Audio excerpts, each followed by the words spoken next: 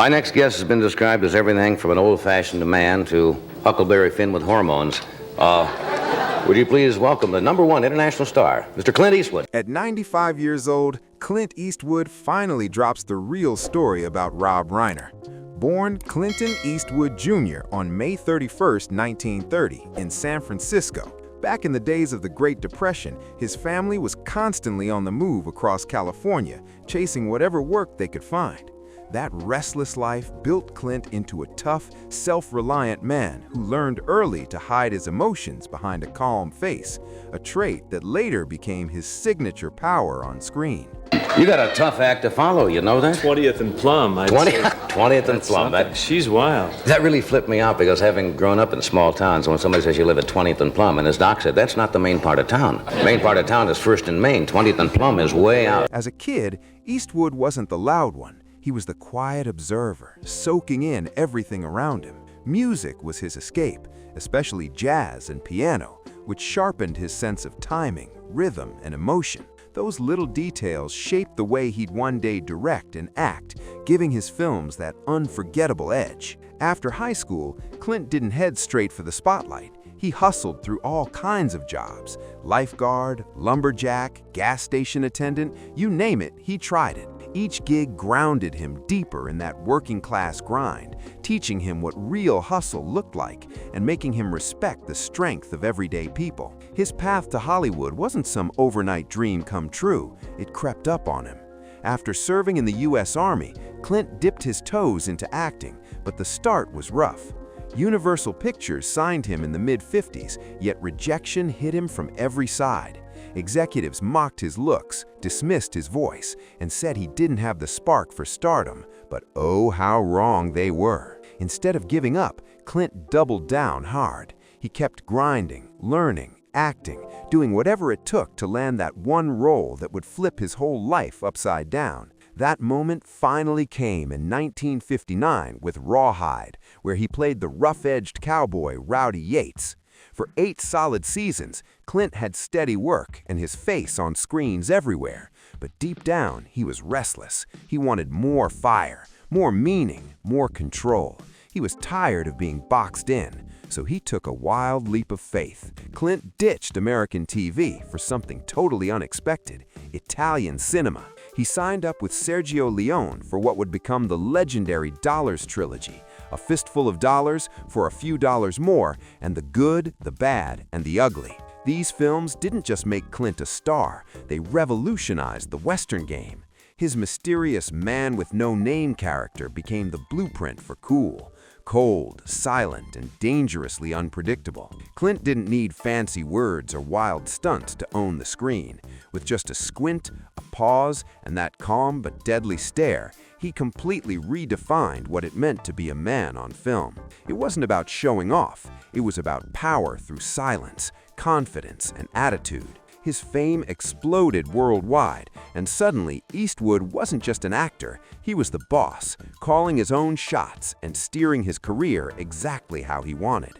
Needless to say, I haven't done. And then he says, well, I said, I can't do this, Howard. I said, it's absolutely impossible. It's not written for me, and even if it was, I'm not sure it's the right kind of, and then he'd say anything. So I just took the book and he shoved me right on the stage, and there I was. By the late 60s and into the 1970s, Clint Eastwood had become untouchable. His name alone pulled audiences into theaters. When Dirty Harry hit, it sealed his legacy as the ultimate tough guy, the man who didn't flinch when things got messy. His role as Harry Callahan sparked heated debates everywhere. Some called him a hero standing up for justice, while others accused him of pushing a dangerous, authority-over-all attitude. But Clint wasn't having it. He brushed off the noise, saying his characters weren't about politics, they were about moral conflict and the gray areas nobody wanted to talk about. And man, did he prove his range. From Wild West gunslingers to intense thrillers, heartbreaking romances, and even gritty comedies, Clint owned every genre he touched. Movies like Play Misty for Me, High Plains Drifter, The Outlaw Jose Wales, Every Which Way But Loose, and Escape from Alcatraz weren't just box office hits, they were milestones showing how fast he was evolving. He was no longer just an actor, he was a visionary, confident, fearless, and ready to take control. Clint started watching everything: directors, lighting, timing, studying the craft like a pro on a mission. He was plotting his next big move, and it was massive. When he finally stepped behind the camera, he brought a style that was bold and stripped down. No wasted shots, no fake drama. He trusted real emotion, used natural light, and let moments breathe. That cool, quiet precision became the heartbeat of every film he touched. No flash, no fancy tricks, just raw emotion and stories that hit like a punch because they were stripped to the bone. Clint didn't care about special effects or fake gloss. He wanted truth on screen. As a filmmaker, he kept circling around deep, heavy themes that most studios wouldn't dare to touch: aging, guilt, redemption, and the ugly fallout of violence. He never tried to make those things look pretty. Instead, he peeled them back to show their real, painful cost. That fearless approach exploded with Unforgiven in 1992, a Western that completely shattered the myth of the noble gunslinger. Clint flipped the genre on its head, tearing away every bit of cowboy glamour and showing just how brutal and hollow violence really is. The movie wasn't soft or nostalgic. It was honest and confrontational, forcing people to face the darker truth behind their heroes. And the world noticed. Unforgiven swept the Academy Awards, earning Clint Oscars for Best Director and Best Picture, finally cementing him as a true powerhouse behind the screen, not just a face on the screen. And he didn't hit the brakes after that. He went full throttle. Films like Mystic River, $1 Million Baby, Letters from Iwo Jima, Gran Torino, Changeling, and American Sniper proved he was still pushing boundaries.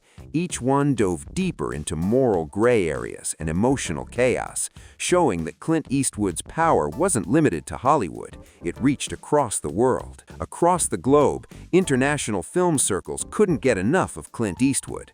They showed him serious respect. He bagged 3 César Awards, one of Europe's top honors, proving his stories hit just as hard overseas as they did in the States. Back home, the American Film Institute stepped up too, giving him the Life Achievement Award for completely reshaping what American cinema could be. And in 2000, his legendary status was locked in for good when the Venice Film Festival handed him the Golden Lion for Lifetime Achievement. What a moment! But this recognition wasn't just for one hit. It celebrated decades of artistry built on discipline, depth, and a creative voice that never dulled even as the years rolled by. Very few filmmakers keep that kind of power for so long, yet Clint made it look effortless.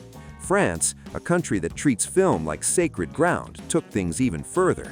They honored him not once, but twice, showing how deeply his influence had touched global culture. Mark, did you make them in Italians English? dub every picture. If you're filming a picture in Italy and it's being filmed in Italian, they dub it anyway. They just cue track it. In other words, they've got a mic here like this, and he gets a cue track, and then later on you come in and do a clean track later. Oh, I see. So none of the very So they're little of the used to dialogue it, is and, done. and they're sensational at it. They can sit and completely dub a show, and they've got actors who are trained, Italian actors who are trained to seeing movements of the mouth in English and syncing it in. In 1994, France named him a Commander of the Order of Arts and Letters, saluting the massive impact of his work worldwide. Then in 2007, he received the Legion of Honor, France's most prestigious decoration. That placed Clint in a rare league of global icons whose art breaks through generations and borders alike. But while his professional life hit legendary heights, his personal world was a whole different story. Messy, emotional, and full of twists. Clint Eastwood's deepest and most complex relationship was with Margaret Maggie Neville Johnson, a woman who stood by him long before fame ever came knocking. They first crossed paths in 1953, back when Clint was broke, unknown, and just hustling to survive. At the time, he was bouncing between jobs, lifeguarding, manual labor, anything that could keep the lights on, while chasing acting gigs that paid little more than pocket change. Maggie, on the other hand, was calm, sharp, and steady, the total opposite of the chaos spinning around Clint's uncertain future. She represented peace in a storm he couldn't seem to escape. The two tied the knot on December 19, 1953, kicking off a relationship that would last over 3 decades. Those early years weren't glamorous at all. Money was tight, and Clint's career was barely moving. Every rejection, every failed audition added more weight to their marriage, testing their bond again and again. But Maggie wasn't just a wife, she was his anchor. While Clint fought to get noticed in Hollywood, she kept their world together, believing in him when no one else did. Through the years of struggle, disappointment, and endless uncertainty, Maggie gave him emotional strength and stability, long before anyone ever called him a star. When Rawhide finally blew up between 1959 and 1965, Clint Eastwood's world changed overnight.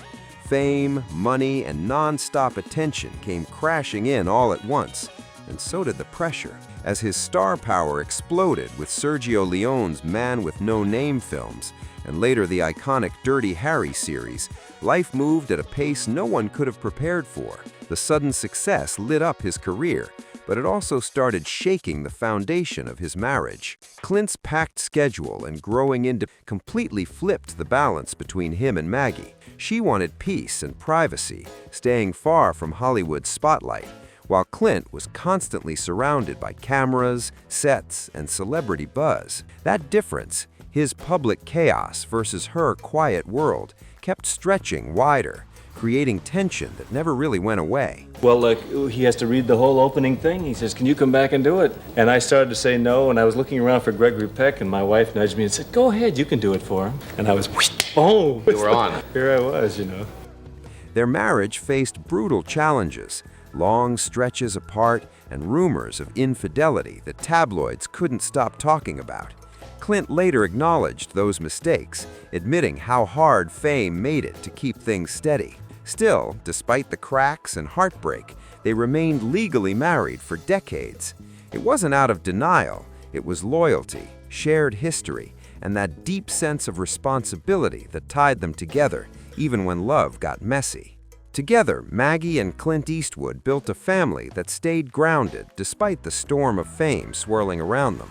They had 2 children, their son Kyle Eastwood, born in 1968, who grew up to be a respected jazz musician, and their daughter Allison Eastwood, born in 1972, who made her own mark as both an actress and filmmaker. Through it all, Maggie fought hard to keep their home life steady. She made sure the kids had as normal a childhood as possible, far from Hollywood's chaos and flashing lights. But by 1978, after 25 years together, Clint and Maggie finally decided to separate. The split wasn't quick or simple. Their divorce wasn't finalized until 1984, and that long delay said everything about how deeply their lives were intertwined. When the papers were finally signed, it turned into one of the most expensive divorce settlements Hollywood had seen at that time, a reflection of Clint's skyrocketing success and Maggie's huge role in helping him get there. Even after the dust settled, Maggie Johnson never faded from Clint's story. She was there before the fame, through the chaos, and after it all. She helped shape not just his family, but his sense of loyalty, discipline, and the heavy price that comes with ambition. Now, at 95 years old, Clint Eastwood talks with the calm confidence of a man who's lived every chapter, seen every twist, and doesn't need anyone's approval anymore. Looking back over 70 years in Hollywood, he doesn't just reflect on his own legacy. He looks at how the whole industry has changed and the people who helped shape those transformations. He's seen it all, the glory, the greed, and the grind. And he speaks like someone who's finally at peace with it. When the topic turns to Rob Reiner, Clint doesn't get defensive or bitter. His voice stays even, thoughtful, and sharp. He's not here to start drama. He's here to set the record straight. "I've never had a problem with Rob as a filmmaker," Eastwood says plainly. "He's talented. You don't make the movies he's made without understanding character and timing. That's respect, straight from a legend." Even Clint gives Reiner's early work real credit, pointing to films that leaned into warmth, humor, and genuine human connection, the kind of storytelling that once made Hollywood magic.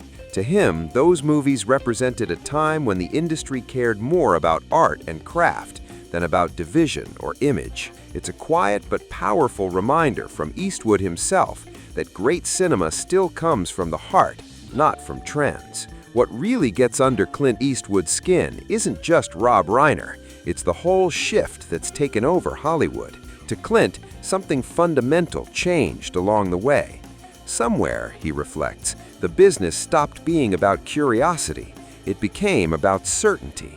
And certainty is dangerous in art. That one line cuts deep. He believes Reiner has unintentionally become a symbol of a Hollywood crowd that's lost its tolerance for disagreement, where moral conviction has been twisted into moral superiority. Clint doesn't say it with bitterness. He says it with the calm of someone who's lived long enough to see the cycle play out again and again. He draws a clear line between that attitude and his own creative philosophy. "I never believed my job was to tell people what to think," he explains.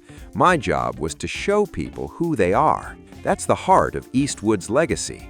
His movies never preached, they challenged. Even his most controversial films, whether westerns, war dramas, or slow, character-driven stories, were never lectures. Clint's whole thing was trusting the audience to think for themselves, to sit with uncomfortable truths, and to wrestle with questions that don't have easy answers. To him, the real divide between him and Reiner isn't politics, it's philosophy. "Rob wants to win arguments," Eastwood says with a quiet shrug. "I want to ask questions." That line says it all. He misses the days when Hollywood thrived on creative tension, when artists with totally different beliefs could work side by side without needing total agreement, when the goal was to make art, not to win debates. Clint Eastwood believes that the spirit of open debate in Hollywood has faded fast. "There was a time when you could disagree and still respect each other," he recalls with a quiet shake of the head. "But now," he says, "disagreement feels like a moral failure, as if not thinking the same way automatically makes you the bad guy." To him, Rob Reiner's loud brand of activism is part of a bigger trend, one where volume gets mistaken for virtue, and where shouting your stance matters more than having something thoughtful to say. Clint warns that this kind of moral certainty doesn't expand creativity, it kills storytelling. Still, he refuses to play the victim card. "Nobody's silencing me," he says firmly. "I've had my say." What truly worries him isn't his own voice, it's the next generation of filmmakers, the young storytellers who already feel boxed in by what's acceptable to believe or express. They're scared to be honest, he adds. And fear, he insists, never leads to great art. When asked if he thinks Rob Reiner even understands where this criticism comes from, Clint pauses for a long moment. "I don't know," he admits. Then he adds that people often only hear what they want to hear, and he makes it clear once more. "This isn't personal," Eastwood says. "Rob didn't create that system, but he's comfortable inside it." Those words hit hard, revealing how Clint sees today's Hollywood. Less about truth, more about safety. The real problem, Clint Eastwood says, is an industry that rewards outrage over insight. At 95, he isn't chasing fights or trying to settle old scores. He's past that. His tone stays calm, even reflective, like a man who's made peace with what he can't change. "Life's too short for grudges," he admits softly. What matters to him now isn't fame, trophies, or box office numbers. It's legacy. The freedom to tell stories honestly, he says. That's what lasts. And then he adds with a half smile, "I'd rather make a movie that makes people uncomfortable than one that tells them they're perfect." Clint's truth about Rob Reiner isn't some Hollywood takedown. It's a warning wrapped in wisdom. It's the frustration of a veteran artist watching the industry he helped build trade curiosity for conformity. Hollywood used to be a place for outsiders, Eastwood reflects. Now it's a place where everyone's desperate to prove they belong on the inside. That line hits deep. It's not anger, it's disappointment from someone who still believes storytelling should be bold, messy, and real. And for Clint Eastwood, that shift matters more than any one name ever could. What he's saying isn't about drama, it's about truth and creative freedom. So what do you think about Clint's take? Drop your thoughts in the comments below. Smash that like button, share this with your movie-loving friends, and don't forget to subscribe to Velvet Screen Secrets for more raw Hollywood revelations.